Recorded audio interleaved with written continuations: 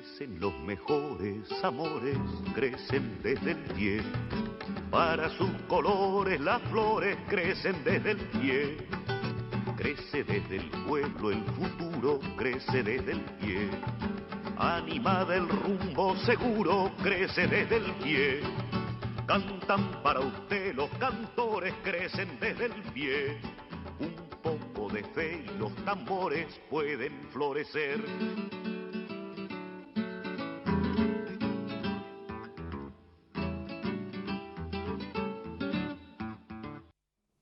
Bueno, el que se va sin que lo echen, vuelve sin que lo llamen.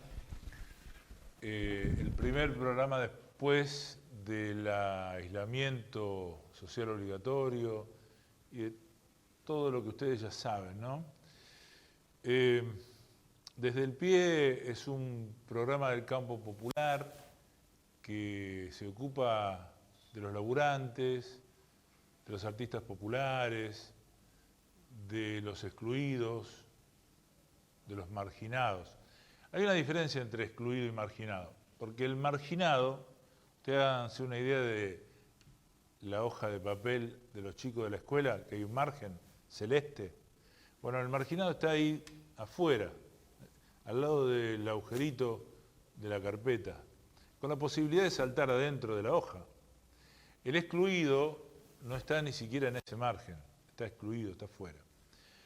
Y cuando pasan estas cosas, como pasan las inundaciones, siempre terminan pegando en esos lugares. Es lo que está pasando en Buenos Aires.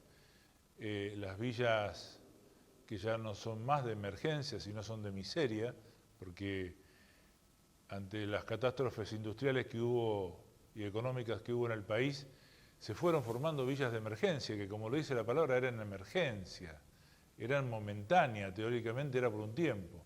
Bueno, después se transformaron en villas miserias y fueron agrandándose al punto de ser más grande que muchas ciudades de la República Argentina.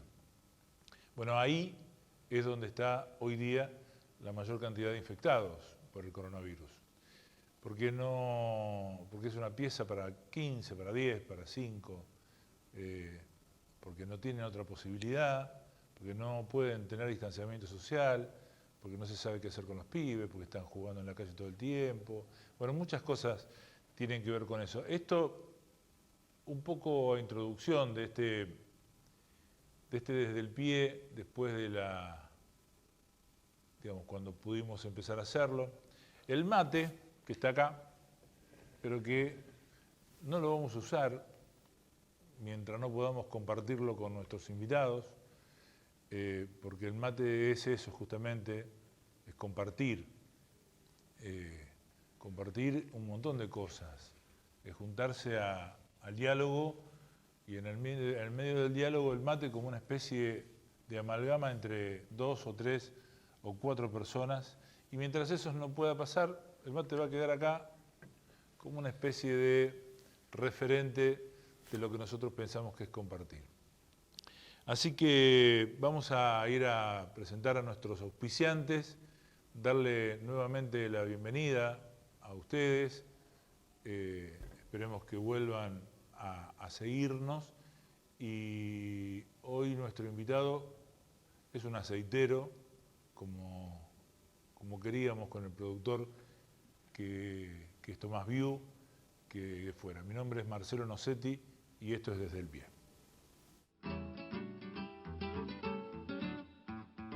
Sindicato de Obreros y Empleados Aceiteros de Rosario. Federación de Trabajadores Aceiteros y Desmotadores del Algodón de la República Argentina. OSIAT Salud, obra social para el personal de la industria aceitera, desmotadora y afines de la República Argentina.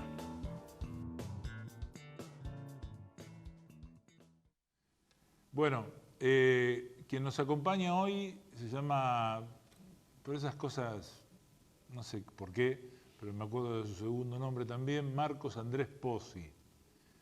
En realidad no es Marcos, sino es Marco. Exacto. ¿No? Exacto. ¿Cóo te va? Bien. Tanto bien, tiempo. Todo bien. Sí, hacía mucho que no nos veíamos. Hacía mucho que no nos veíamos. Bueno,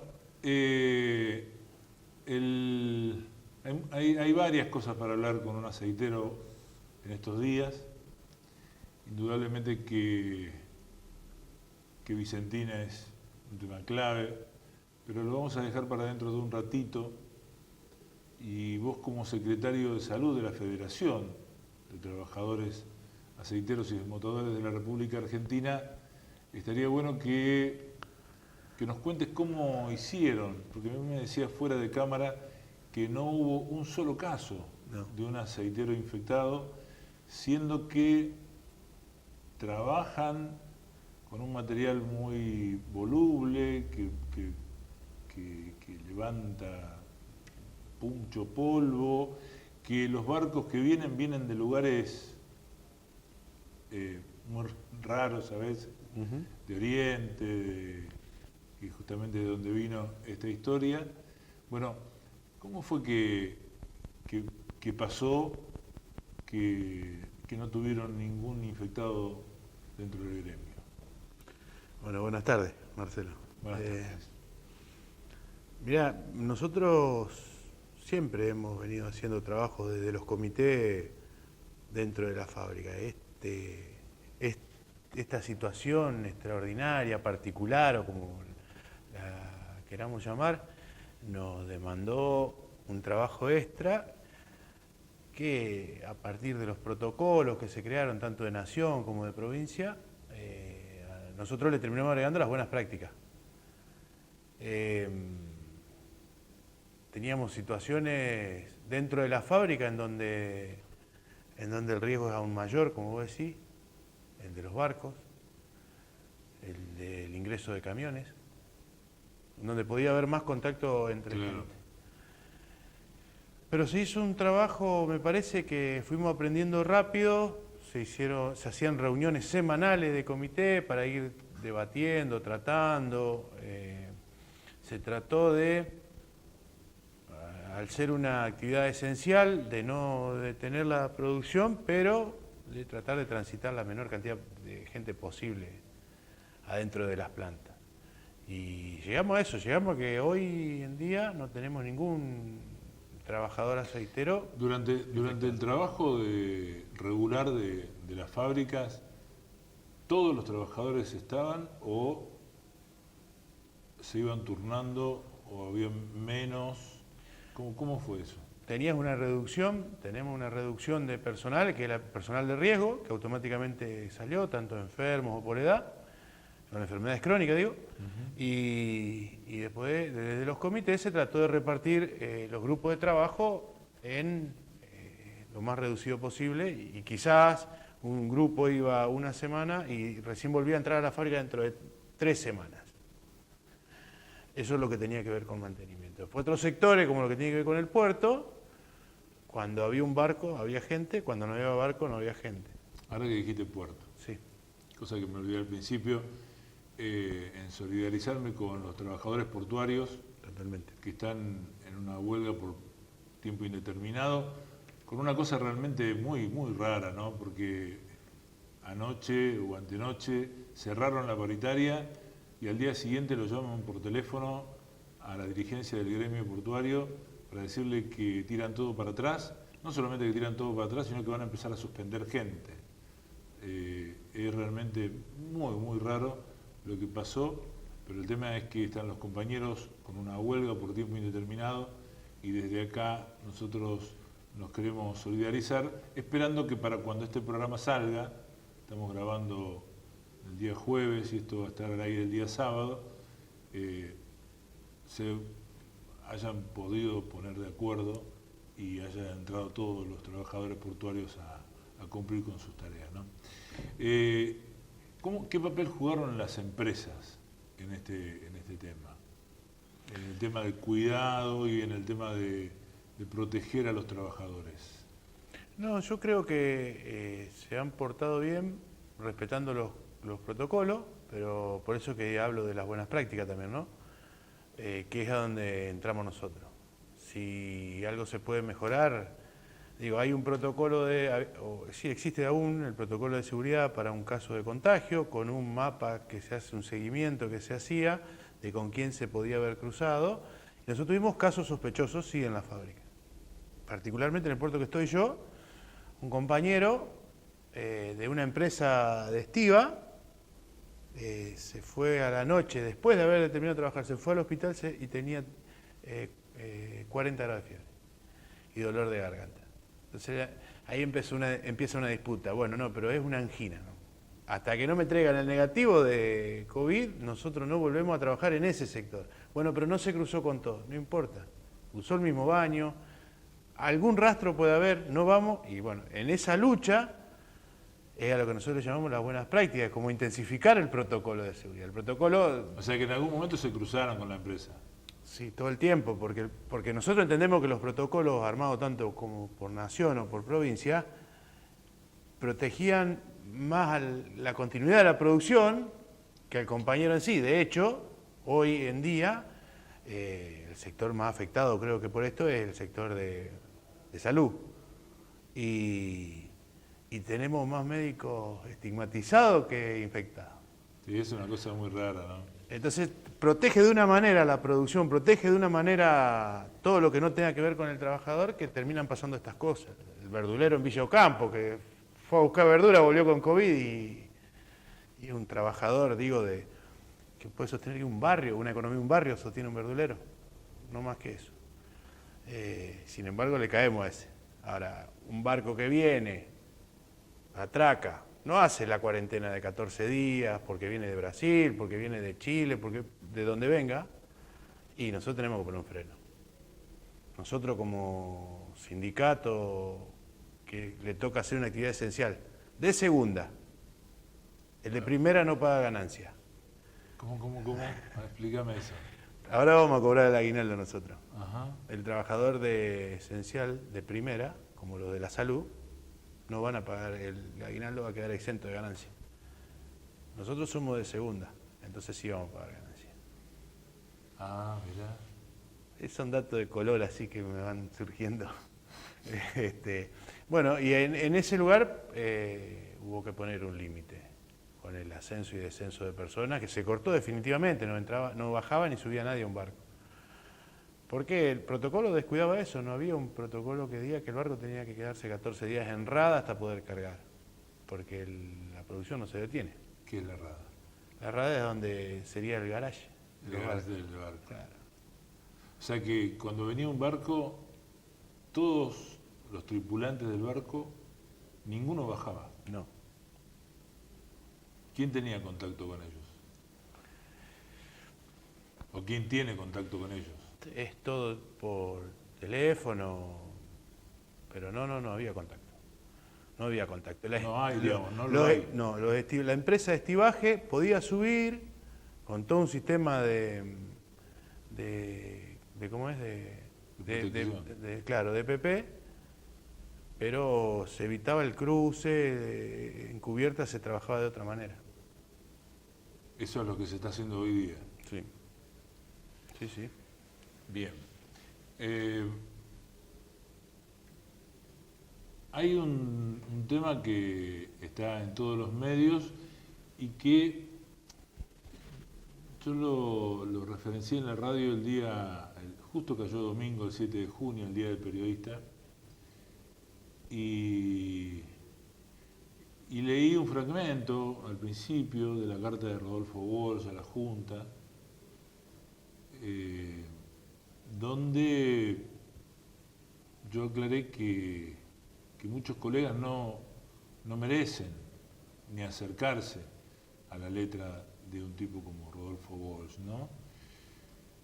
Porque están constantemente operando económicamente, o sea, más que periodistas son operadores económicos, fundamentalmente en Buenos Aires. O sea, los de acá de Rosario no. Los hay también, ¿no? Porque hay varios acá en Rosario. Pero son de poca monta, son muy, digamos, no llegan a, como dicen los yanquis, a las grandes ligas. El tema de Buenos Aires es distinto. Ahí hablan directamente con los patrones de las empresas que a veces coinciden con los patrones de los medios y operan a favor o en contra de acuerdo a sus intereses económicos, no a los intereses del bien común. Entonces ahí se desfigura la presencia del periodista hacia un operador económico que nada tiene que ver con aquel que intenta buscar la verdad de lo que está pasando. No le interesa la verdad, nunca le interesó la verdad. Hay una comisión de seguimiento en la Cámara de... No sé si en la Cámara de Diputados o es bicameral. Pero es bicameral, hay senadores también. No, son todos diputados. Bueno, hay una serie de diputados de todos los partidos que se han juntado para hacer un seguimiento de lo que pasa con Vicentín. Como puede ser lo que pasó. González Fraga fue presidente del Banco Nación, fue aquella persona que dijo, cuando arrancó el gobierno de Macri, que la clase media no tenía que acostumbrarse a esta cuestión del celular, del auto, o de las vacaciones, o de tener un aire acondicionado. Ese mismo personaje fue el que le dio a Vicentín, creo que 18.000 millones de pesos, algo así. Que poco se vieron manifestados en obras, en la empresa, y que a muy poco tiempo la empresa presenta no la quiebra, sino una convocatoria de acreedores. Primero un estrés financiero. Un estrés financiero y después, bueno, queda al borde de la quiebra un negocio que es próspero para todas las otras empresas, la mayoría multinacionales. Esta es una compañía nacional y que resulta extraño. Bueno, de esa comisión de seguimiento tenemos algunas palabras de un diputado provincial del partido Frente Social y Popular, que aparte es un colega y un amigo, empezamos juntos con él esta historia del periodismo, que es Carlos del Frade. Vamos a escucharlo, dura muy poco tiempo, dura 1 minuto y chirolas, qué es lo que dice del Frade, y después charlamos de a ver qué es lo que sabés vos y en qué están tanto el sindicato como la federación con el tema de Vicentín. Porque estamos hablando de 7.000 obreros, más o menos. Sí, entre directo e indirecto. Sí. Entre directo e indirecto, 7.000 personas que podrían llegar a quedarse sin trabajo.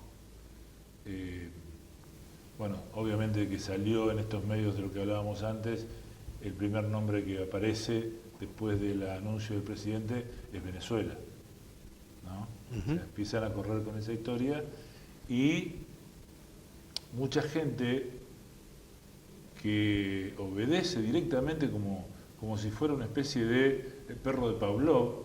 El perro de Pavlov era el que le daban de comer, le tocaban una campanita, le daban de comer, le tocaban una campanita, y por ahí le tocaban la campanita solamente, y ya le empezaba a correr la baba sin que le dieran de comer.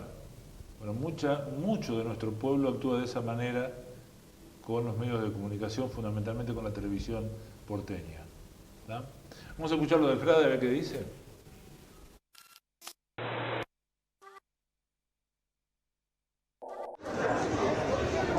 Hoy hemos presentado el primer informe de la Comisión de Seguimiento del caso Vicentín aquí en la ciudad de Rosario, en el mítico Bar El Cairo, en donde volvimos a exponer lo que significa el intento de reconstruir la historia de Vicentín de los últimos 3 años, en donde para nosotros claramente se olvidó, se dejó de lado la producción industrial y se sobreestimó la política impuesta por el gobierno nacional de hacer de la Argentina un paraíso de lavado de dinero y fuga de capitales. Vicentín se engancha en eso y por eso la empresa, que terminó ganando 30.000 millones de pesos en el 2018, termina debiendo hoy 1.350 millones de dólares porque ese dinero que ganó no está.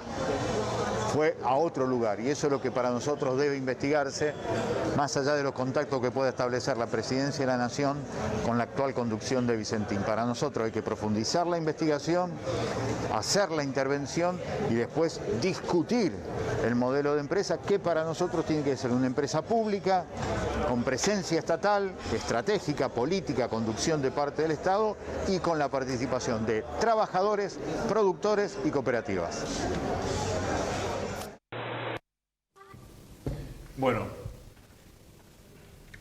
¿qué opinión te merece lo del plan?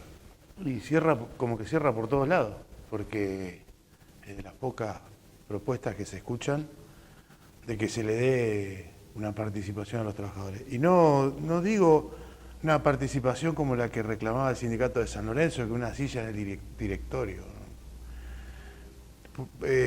Cuando se habla de la expropiación, se habla de soberanía alimentaria, escuché yo, y si lo dejás fuera al que produce el alimento, que el trabajador, seguramente diste mucho del ideal. Y me parece que está buena la propuesta de que haya un espacio de debate de cómo producir, tener una empresa modelo del Estado, para varias cosas, entre ellos una nueva forma de producción. Vos como dirigente de hace ya varios años, ya no sos un joven dirigente. No, todavía sí, 7 años. Sí, todavía sí. ¿La veías venir a esta? La verdad, no. Siempre existió el ruido, pero uno lo piensa de estos locos que andan queriendo quedarse con las empresas privadas. Me parece que es necesario que pase esto, porque Vicentín no empieza con la cesantía de pago en diciembre. Vicentín es el mismo Vicentín que señaló y prestó las instalaciones para que la dictadura torture gente, como el compañero que nosotros tenemos en Avellaneda, Cacho Zarza. Es el mismo que en el 98 cerró las puertas de la fábrica y dejó 2.000 trabajadores afuera y no le importó nada. Y el mismo que hace 2 años nos viene echando gente continuamente porque no sabe dónde ubicar la producción, que la trae a San Lorenzo o la deja allá. Encima estafa al Estado, porque es eso, una estafa al Estado lo que hizo, con ayuda de dirigentes o funcionarios en ese momento del Estado. Entonces yo creo que era necesario que alguien patee el tablero. Y sobre todo ante la realidad que teníamos hoy con esa planta. Nosotros en la semana vamos a ir a Reconquista a una audiencia Porque los 2 puntos más importantes de Vicentín, porque Vicentín está acá también, ¿no? En el cordón. Pero los 2 más grandes son Avellaneda, que es de donde es originalmente, sí, y Reconquista. En realidad es Avellaneda y es acá en San Lorenzo. Ah, así es la cosa. Es así. El tema es que hoy, nosotros, si no tuviera esta estatización de la empresa, tenemos un concurso de acreedores, así se llama, ¿no? Ajá. Y habría que revisar en la historia de los concursos de acreedores a las empresas a cuántas les fue bien, cuántas no terminan desguazadas, sin empleados, con gente en la calle. Entonces necesitábamos algún tipo de mensaje, alguien que patee el tablero. Bueno. Porque acá no estamos hablando de una empresa, de un rubro donde no se vende lo que comercializa, sino todo lo contrario. Estamos hablando de una empresa que recibió un capital muy importante por parte del Estado, lo que hace suponer, como decía Delfrade, no es muy difícil, porque la bicicleta financiera es lo que se viene haciendo desde hace décadas en nuestro país, es que toda esa plata esté afuera, ya esté invertida en distintas empresas fantasmas y demás. La misma historia de siempre, empresarios ricos con empresas pobres. Sí, totalmente. Yo igualmente a todo esto, fijando posiciones, ¿no es cierto? Tanto el sindicato de Reconquista como la Federación Aceitera, tenemos muy en claro que lo nuestro es defender los puestos de trabajo, defender a nuestros compañeros, porque también hay otra cosa, dice, bueno, nosotros queremos estatizar para sostener los puestos de trabajo. Bueno, pero ¿a qué precio? ¿Qué tengo que dejar yo? Porque me suena mal eso, para defender los puestos de trabajo. Bueno, me suena que me va a cobrar algo eso a mí. Entonces, me parece que nos falta información a nosotros, nos falta intervenir más, o que nos dejen intervenir más en esto, en el nudo de la cosa. No fueron convocados. No fuimos convocados. E insisto, no estoy hablando de pedir una silla en el directorio. Eso no. Eso está mal. Eso te aleja de los trabajadores. Pero bueno, en sí la medida me parece que es necesaria, que en este país de una vez por todas, que la haga, el que la hace, que la pague. Yo si no pago la luz... Te la acordás.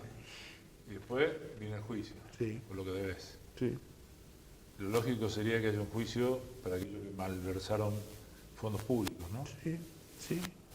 Pero, Insisto, malversaron fondos públicos y en su momento fueron los actores civiles que colaboraron con la dictadura militar.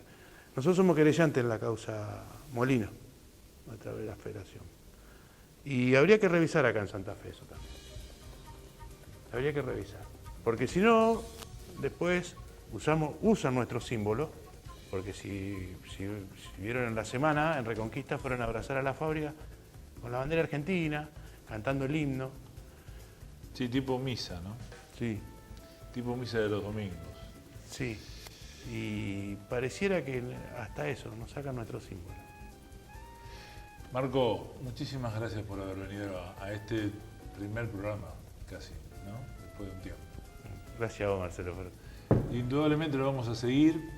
Tenemos ganas con Tomás del próximo programa de dedicárselo a la educación pública.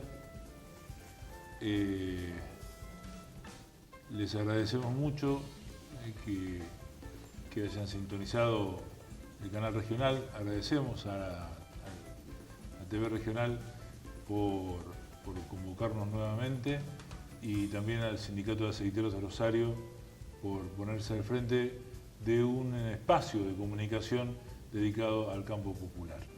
Un abrazo, muchísimas gracias y que tengan un buen fin de semana.